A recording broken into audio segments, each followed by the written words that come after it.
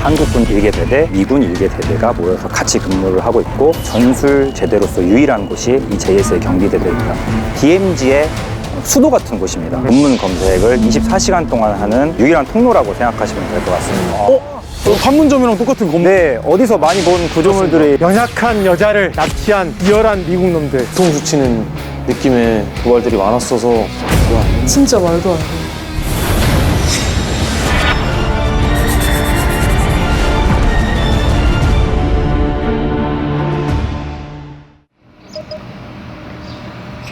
지난 시간에 우리가 판문점 갔었잖아요. 맞습니다. 그래서 이제 판문점에서 북한군하고 대치하면서 평화를 수호하고 있는 장병들이 바로 JSA 네. 장병들입니다. 그분들이 주둔하고 있는 곳이 바로 여기 있는 JSA 경비대대고요. 근데 어떻게 JS 경비대대 위에 저 캠프 보니파스 저건 어떻게 써져 있는 거예요? 알면서 모르는 척 물어봐. 아닙니다. 모릅니다. 궁금합니다. 궁금합니다, 교수님. 네. 보니파스. 그렇습니다. 저번 판문점에서 전사하신 대위분이십니다. 아, 예, 판문점에서가 이 만행 사건에서. 그렇죠. 네. 도끼 만행 사건에서 전사한 미군 대위고 소령으로 추사돼서 네. 보니파스 소령을 네. 기념하는 이가 주둔지가 된 거죠. 네. 우리가 오늘 이곳에 올 수 있었던 것도 보니페스 소령과 같이 헌신하신 분들의 희생이 있었기 때문에 가능한 것 같습니다. 네. 자, 숭고한 마음 잊지 말고 우리가 한번 오늘은 JSA 대대의 역사와 그리고 그들이 어떤 마음으로 임무를 수행하고 있는지 한번 알아보도록 합시다. 셋.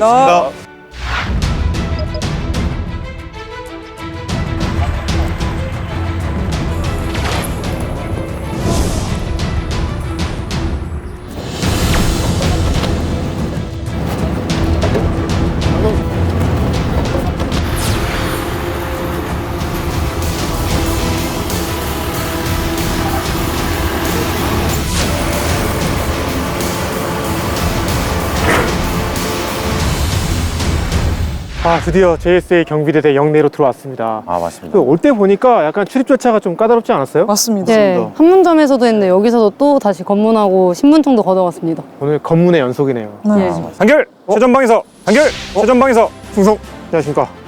아, 오랜만에 보네요. 네, 오랜만에 뵙습니다. 잘 지냈습니까? 네. 반갑습니다. 오늘 부대 안내를 맡은 JSA 경비대대 공보장교 조우진 대입니다. 만나서 반갑습니다. 지금 여러분이 위치한 곳은 브라보 초소라고 불리우는 곳입니다. 여러분 군정이 본부구역으로 가는 모든 인원들을 검문 검색을 24시간 동안 하는 유일한 통로라고 생각하시면 될 것 같습니다. 모든 인원들은 다 여기로 이제 통과를 해서 가야 되고 대성동 마을 주민분들도 여기를 통해야만 대성동 마을로 들어갈 수가 있습니다. 절차가 굉장히 삼엄하던데 네. 혹시 그걸 또 각별히 신경 쓰시는 이유가? 아, 네. 여기는 이제 군정이 본부구역이라고 해서 DMZ의 수도 같은 곳입니다. 그러다 보니까 여기에 출입하는 인원들에 대해서 더 강한 검문 검색을 실시를 하고 있고 판문점과의 거리가 3km 정도밖에 안 됩니다. 그래서 군사 분계선까지 거리가 얼마 되지 않기 때문에 다른 부대와는 다른 엄격한 검문 검색 과정을 거치고 있습니다. 여기 병사들은 실탄을 소지하고 근무하던데 그 이유가 무엇입니까? 네, 만일에 상황이 발생했을 때 고속 침투라든지 적의 도발이 있을 때 바로 대응할 수 있도록 여기 브라보 초소 대원들은 7탄을 장전한 채 근무를 쓰고 있습니다. 이제 브라보 초소에 대한 궁금증이 어느 정도 해소되셨으면 부대 소개를 좀 해드리겠습니다. 저를 따라 오시겠습니다. 아유, 네. 감사합니다.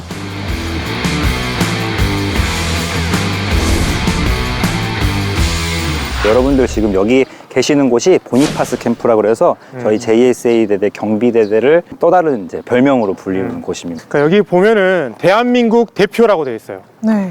근데 원래 이게 아주 오랜 시간 동안 유엔사 소속이었어요. 유엔사 소속의 경비대대에서 한국군 같은 경우는 카투사로 들어와서 섞여서 했던 거였어요. 근데 이게 2003년도부터 한미 간에 뭐가 이루어지냐면 10대 군사임무 전환이 시작이 됩니다. 그동안에는 미국이 담당했던 임무를 한국군이 가져오는 거예요. 그러면서 2004년에는 JSA 경비도 한국군이 이제 하자라고 해서 그때 만들어진 게 대한민국 육군의 JSA 경비대대가 만들어진 네, 집니다. 그래서 지금 한국군이 어느 정도 되죠? 숫자가? 네. 700명이 넘어가고 있고 아. 미군 대대는 약 70명에서 80명 정도 유지를 하고 있습니다. 우리가 한 10배 정도 많은 거예요. 네, 옛날에는 아까 교수님 말씀하신 것처럼 미군이 주가 되고 한국군이 지원을 나갔다면 지금 이제 2004년 이후로 한국군이 작전을 주도하기 때문에 한국군 숫자가 좀 더 많아지고 있고 네. 또 미군이 이제 오히려 수가 점점 좀 적어지는 형태로 지금 바뀌어가고 있습니다. JSA 공동경비구역 영화 볼 때 그 장병들의 그 복장이랑 되게 많이 달라졌는데 네. 그게 뭐 이유가 있습니까? 이병헌 배우가 입고 있었던 옷을 저희는 이제 코던복이라고 합니다. 코던의 뜻은 초병이라는 뜻이고 시대 분위기가 변하면서 이 복장이 적절하지 않다라는 평가가 있어서 지금 같은 모습을 띠게 되었고 지금은 이제 현재 대원들이 전투복에 검정색 코던 복장을 지금 착용하고 임무를 수행하고 있습니다. JSA 경비대대 하면은 네. 판문점에서 북한군이랑 마주서서 이제 경비를 서는 모습이 이제 떠오르는데 혹시 그 임무 외에 다른 네. 어떤 임무가 있는지 궁금해요. 네, 여러분들이 이제 JSA 경비대대에서는 판문점 경호만 생각하시는 경우가 많은데 그거 말고도 군정이 본부 구역을 또 지키는 이런 임무를 수행을 하고 있고 지나가면서 보셨던 대성동 마을에 대한 민사 업무, 치안 업무를 담당을 하고 있습니다. 대성동 마을에는 지방 자치단체 행정력이 없기 때문에 민정중대에서 이런 행정 업무와 치안 업무를 동시에 하고 있습니다. GP 수색도 나가고요. 네, 그 GP 임무 수행도 같이 하고 있습니다. 할 일이 정말 많은 것 같아요. 그래서 700명 정도 되는 것 같습니다. 그러니까요. 많은 이제 분들이 이 JSA 경비대대를 한미동맹의 상징이라고 아이콘이라고 말하는 분들이 많습니다. 대한민국에서 유일하게 대대가 같이 합동으로 근무하는 전술 제대로서 유일한 곳이 이 JSA 경비대대입니다. 한국군 1개 대대, 미군 1개 대대가 모여서 같이 근무를 하고 있고 같이 등을 맞대면서 임무 수행을 하고 있습니다. 북한군이 항상 지켜보는 곳이기 때문에 군기 확립이 확실히 되어야 할 것 같은데 이런 부분은 어떻게 신경 쓰고 계십니까? 이제 저희가 이제 신병을 선발할 때부터 이 경비대대의 임무를 잘 수행할 수 있는지를 판단을 하고 면접을 본 다음에 선발을 해서 엘리트 자원들을 선발을 하고 있습니다. 그리고 군기를 확립하기 위해 어떤 교육을 하는 게 아니고 이미 북한군이 보이고 최전방이기 때문에 이 장소 자체가 중요한 교육기관으로 되는 겁니다. 장병들도 적이 보고 있기 때문에 내 행실을 바르게 할 수밖에 없고 조심스러울 수밖에 없다는 게 장병들이 스스로 체득이 되고 있습니다. 절대 졸 수가 없죠. 네. 여러분들 지금 뒤편에 보이는 한 건물이 이제 저희 장막사라고 불리우는 곳입니다. 이 장막사가 사람의 성의 이름을 따서 막사를 지은 건데 맞춰보실 분. 저 알 것 같습니다. 소련인 기자 망명 사건이고 그때 교전 당시에 전사했던 장명기 상병을 기르는 막사일 것 같습니다. 정확합니다. 자세한 이 건물에 대한 설명은 앞에 기념비가 있습니다. 거기로 이동해서 더 자세하게 설명드리겠습니다. 좋습니다. 네, 이동하시죠. 감사합니다. 네.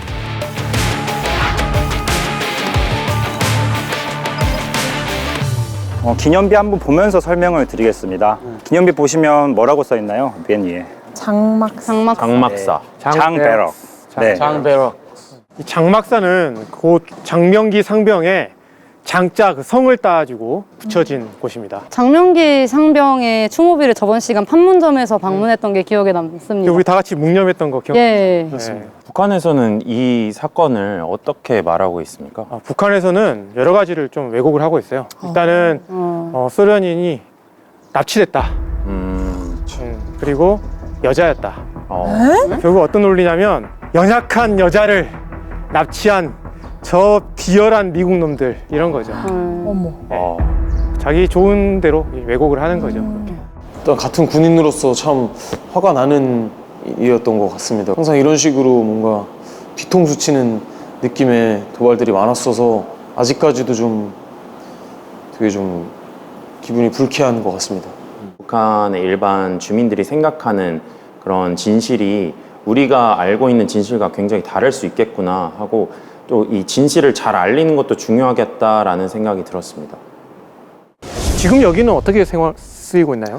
옛날에는 이곳이 이제 미군 장병들이 쓰는 막사였는데 지금은 한국군들이 쓰는 막사로 바뀌어서 한국군 간부들이 쓰는 복신자 막사로. 숙소로. 네, 지금 복신자 숙소로 쓰고 있습니다. 네. 그러면은 캠프 보니파스 이외에도 한미 장병의 이름을 딴 장소가 혹시 있나요? 네, 순직하신 한미 장병들의 이름을 딴 장소와 건물들이 많은데 또 한국군들이 주로 거주하는 박순교 캠프가 있고 한국군들이 식사할 수 있는 이 식당 이름을 리 식당이라고 불리고 있습니다. 리. 한국 사람이죠? 네, 이씨의 이름을 따서 리 식당. 또 궁금한 게 네. 이제 한미 장병 인원들이 이제 전사를 한 그 날에 추모 행사를 하지 않겠습니까? 네. 그럼 그때 그 전산 추모 행사에는 한미 여기 있는 전부 다 가서 네. 추모 행사를 같이 좋은 하는 질문을 해주셨는데 이 JSA 경비대대를 위해서 순직하신 모든 한미 장병들의 추모 행사는 한미 연합으로 실시를 하고 있습니다. 아 전부 다 같이. 네, 어. 6.25 전쟁 이후에 가장 먼저 있었던 트러피 사건부터 가장 최근에 있었던 민정 사용사 순직 사건까지 한미 장병이 모두 나와서 같이 추모 행사를 하고 이런 걸 또 같이 하다 보면 전후에도 느끼고 정말. 서로의 또 군 문화를 이해할 수 있는 중요한 그런 행사나 시간이라고 생각을 합니다. 진짜 의미가 진짜. 그렇습니다. 또 JSA 경비대대는 또 강도 높은 훈련을 한다고 들었는데 혹시 훈련은 또 어떻게 진행하는지. 네, 저희 JSA 경비대대원은 강도 높은 훈련을 하는데 저희 대대 훈련장이 또 따로 있습니다. 어. 경비 훈련장으로 한번 이동하시겠습니다. 알겠습니다. 계속 갑시다.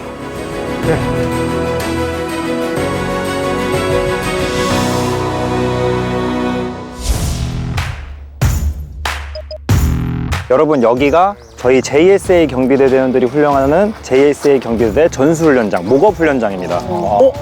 판문점이랑 똑같은 건물. 네, 어디서 많이 본 구조물들이 익숙하죠.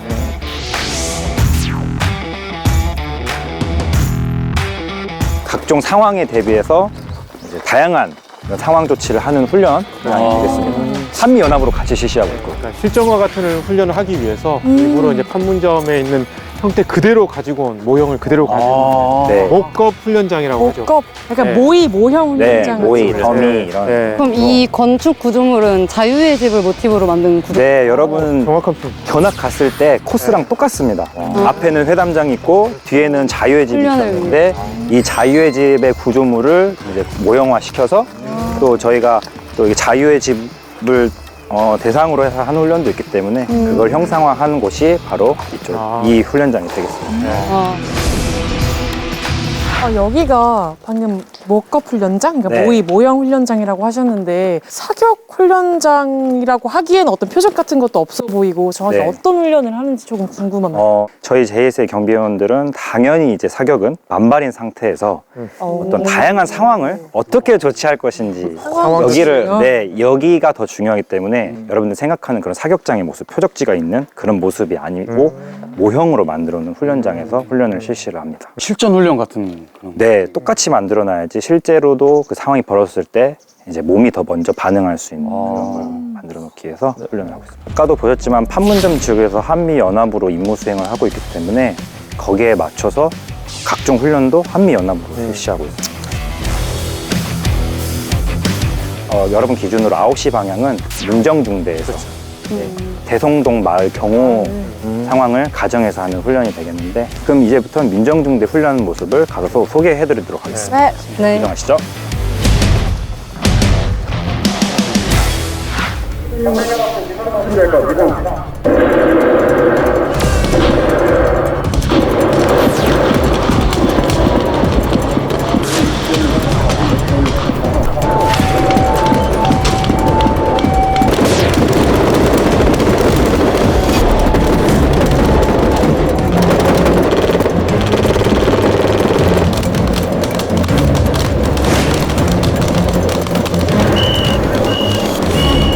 도전자 경렬 학원 비합승 수학중의 이상.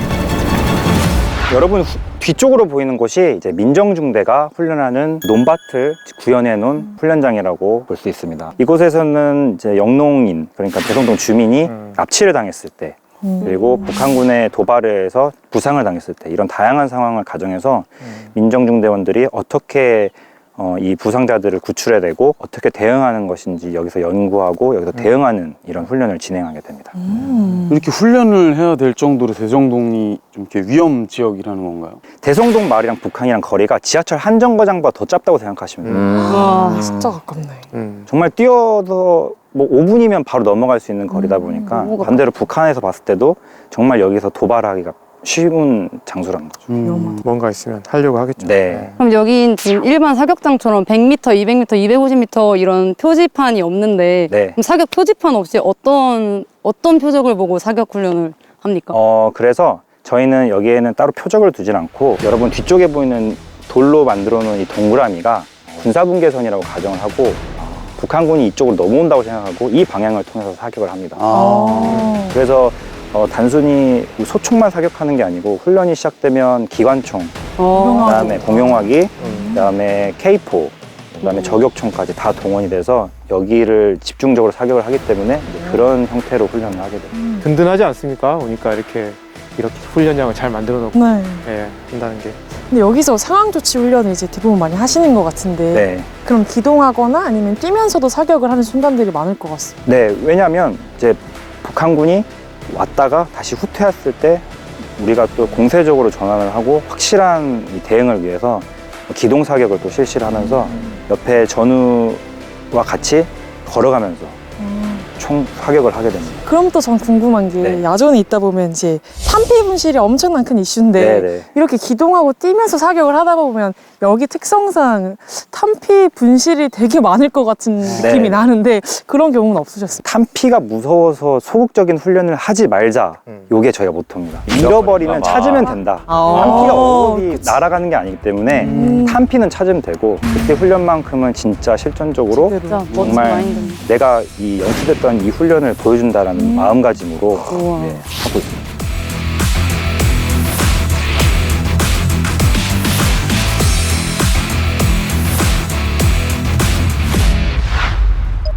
이쪽이 이제 JSA 안보견학관의 2층 전시관입니다. 네, 여기서는 그동안 북한의 도발 사례를 보실 수 있고 주목할 만한 곳이 여러분 뒤에 지난 시간 견학 때 보셨던 미루나무의 실제 미루나무가 전시되어 있습니다. 실무 한번 보시면 좋을 것 같습니다.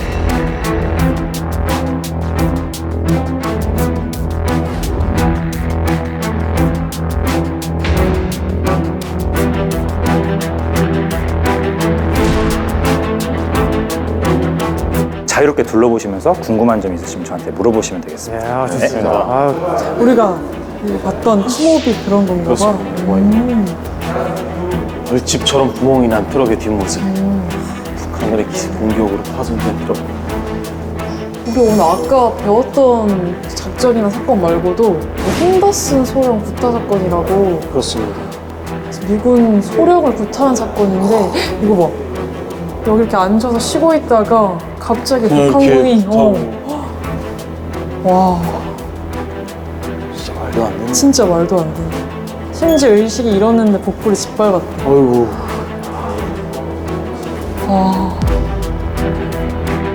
제가 알고 있었던 정말 큰 몇 가지 사건들 말고도 생각보다 북한이 도발했던 사건들 너무나도 많았고 이런 것들을 제가 현역인 군인의 신분으로서 몰랐다는 것에 대해서 조금 많이 좀 제 자신한테 좀 많은 경각심과 실망감이 좀 들었던 순간이었고 어떻게 저렇게까지 할 수 있나 싶을 정도로 이해가 안 가는 그런 일들이었던 것 같고 주민 납치도 좀 왜 납치를 하는 거예요? 북한에서 납치를 해서 뭘 하고 선전을 하겠죠. 와서 귀순했다라고 선전을. 귀순했다는 식으로 일본에서는 사실 납북자 문제가 가장 큰 문제잖아요. 거기서는 뭐 일본인들 납치해서 그 귀순자처럼 네, 예. 귀순자 거기서 이제 뭐 여러 가지 직책도 주고 네. 일본어 교육도 시키고 그런. 정전 협정 이후에 뭐 그래도 북한의 도발이 꾸준히 이어졌다고는 익히 알고는 있었지만 이렇게나 많았는지는 몰랐습니다. 그래서 한미 동맹을 더 강화해서 북한의 도발에 항상 대비하는 그런 국군이 되어야 되겠다고 생각을 했습니다. 자, 지금까지 우리는 JSA 경비대대의 역사도 한번 알아보고 그다음에 임무도 보면서 쭉 한번 둘러봤는데 간단히 이곳을 온 소감을 좀 정리를 해볼까요? 저 같은 경우는 이제 한미 장병들이 이렇게 같이 임무 수행을 하는 부대가 있다는 걸 다시 한번 느끼게 됐던 것 같고 또 감사한 마음을 잊지 않아야 되겠다고 또 생각을 하게 되는 계기가 됐던 것 같습니다. 강도 높은 훈련을 힘들게 하면서까지 이 최전방에서 지켜주신 모습이 정말 든든하고 멋지다는 생각이 들었고 이를 본받고 싶다는 생각도 들었습니다. 맞습니다. 저도 이 북한군의 여러 만행이 있었는데 그런 걸 맞서 싸우기 위해서 JSA 경비대대 이 대원들이 굉장히 실전적인 훈련을 하는 모습을 보면서 좀 한편으로 굉장히 든든하다 이런 생각을 했던 것 같습니다. 이 한미동맹을 지키기 위한 이런 테두리 안에서 이 가장 최전방에서 이제 임무 수행하는 오늘 JSA 경비대대 인원들을 보면서 저도 역시 한미동맹 위해서 노력하는 그런 군인이 되어야겠다 생각했습니다. 네, 좋습니다. 올해가 이제 정전 70주년이라고 하잖아요. 근데 네. 또 한편으로는 한미동맹 70주년이기도 합니다. 그러니까 한미가 혈맹이잖아요. 근데 그 중심에는 전술적 차원에서 연합제대인 JSA 대대가 그 중심에 있는 것 같아요. 그래서 지금 우리가 느꼈던 그 잔잔한 평화도 JSA 대대 장병들의 피와 땀이 있었기 때문에 가능했던 것 같습니다. 네. JSA 장병 여러분, 한미동맹 그리고 이 나라를 수호하시느라 정말 고생이 많고 또 감사합니다. JSA 대대 여러분들의 무난 영광과 그 다음에 건승을 기원합니다. JSA 대대 화이팅! 화이팅!